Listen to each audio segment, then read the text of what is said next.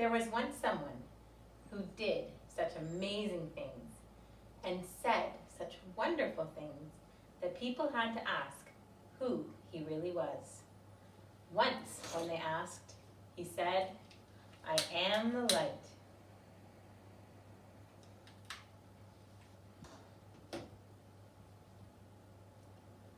I see the love of God in you, the light of Christ comes shining through, and I am blessed to be with you, O holy child of God.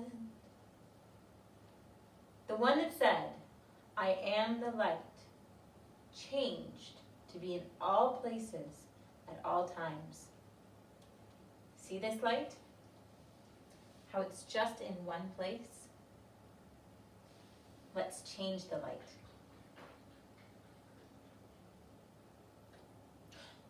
Look, the light's changed. It's growing. It's becoming invisible.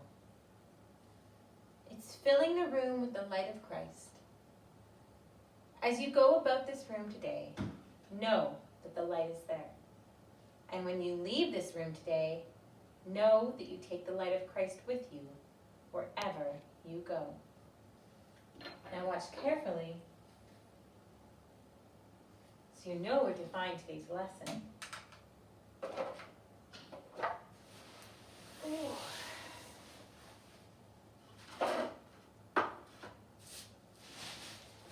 The desert is a very large place. We can't have it all, but we do have a piece of it with us today in our classroom. The desert is a dangerous place. It is always cold. It is sometimes hot. There's no food, and there's no water. People in the desert can die. When the wind blows, the shape of the desert changes. You can lose your way. The sun is so hot that people wear many clothes to keep the sun from burning their skin. When the wind blows, the sand stings their face and hands.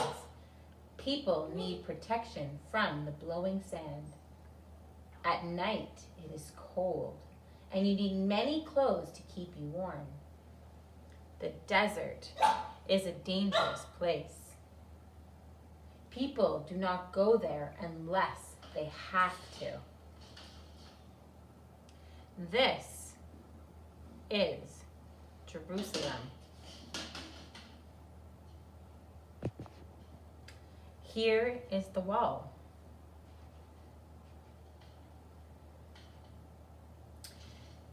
Inside is the temple built for God.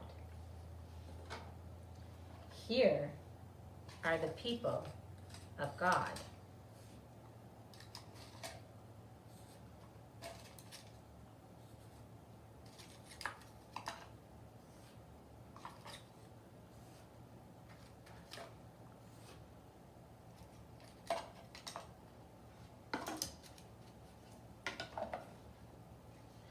People thought that the wall of the city would protect them from everything.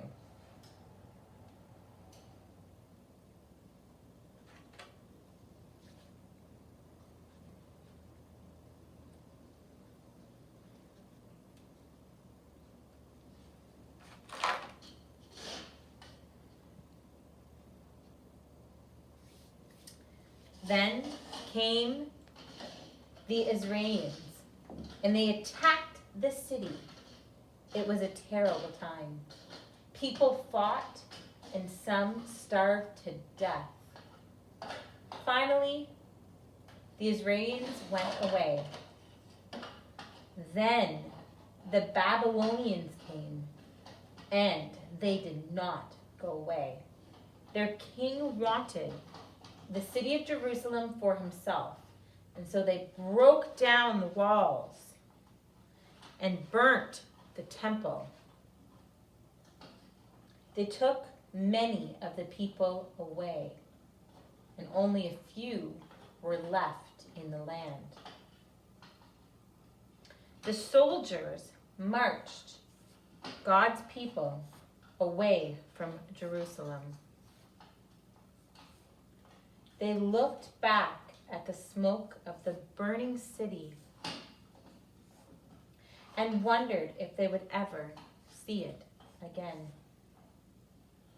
As they walked through the desert, they had to get up when the soldiers said. They had to eat when and what the soldiers said. They had to go where the soldiers said. They had to go back to bed when the soldiers said. They grew weary, and some died. It took a long time. They were in exile. They could not go home. They hung their harps on the weeping willow trees and sang sad songs. They dreamed of Jerusalem and the temple, but they could not go back. They even faced towards Jerusalem when they said their prayers. Slowly, God's people began to understand that God was not in this place, but he was in this place too. God's presence came to them as they gathered to read the scriptures, to tell the stories, and to pray. The king of Babylon allowed many of God's people to work. They set up little stores, and some even worked for the king. It was a shock when the king came with his army, another king came with his army, and took Babylon for himself. The new king began to let some of the people go back to Jerusalem. Some went to Ezra.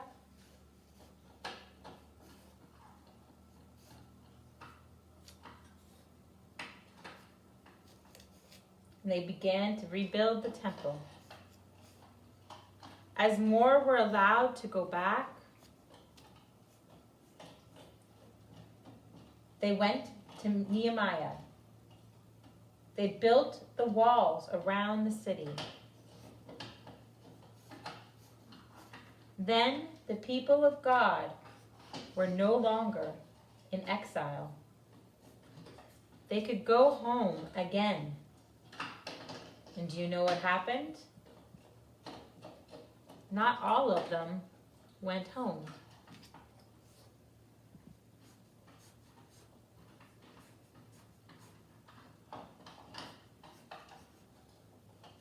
Now they knew that God was in this strange and foreign land. Some stayed because God was there too. Now I wonder,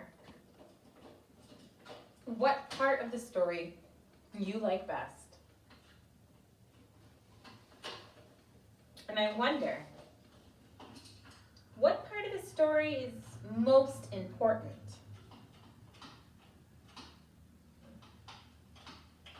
And I wonder if you see yourself anywhere in this story. I wonder, will you think of this story today? Or maybe another.